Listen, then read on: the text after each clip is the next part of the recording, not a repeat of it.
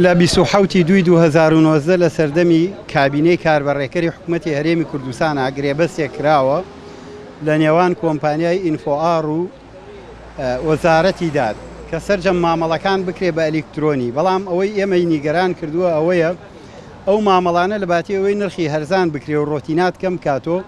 هەروەکو جاران ڕۆتیناتی تایە خەڵک گەڕێ بێ بچێت لە کاتب عەدل سەرە بگرێ بۆ هەر مامەڵەیەکیش لە جیاتی 2500 دینار 25000 دینار لە هاوڵاتیەکە وەرەگیرێ.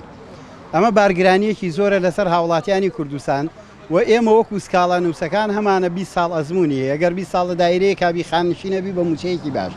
ئێمە هیچ ئەنجامێکمان نابێ، هیچ نەتیجەیەکمان نابێ و ئەمان نێرنەوە ماڵەوە. لەبەرەوە ئێمە ناڕازین دەو گرێبەستە، ئەو گرێبەستە هیچ شەفافێتێکی تیان نییە، نەدراوە بەتەندەرین بۆ کۆمپانیایەک دەرچێ، ژێربەژێر لە نێوان ئەو کۆمپانیا و وەزارەتی داداکراوە. ناڕزایەتەکەی ئێمە لەسەرەوەی لە تۆڕە کۆمەڵایەتەکان گروپمان هەیە لە دهۆک و زاخۆ، ئەوەی من ئاگام لێبێ هەتا پێنجۆن و هەڵەبجە و کەلار و کفری و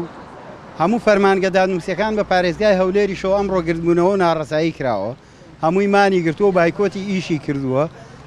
بەڵام نازانم تاکەی بەردەوامە بێ. احتیمالەکە تا کۆتاییم هەفتە بەردەوامە بێ و احتیمالەکە هەر ئەمڕۆیش بێ، لەبەرەوە نازانم.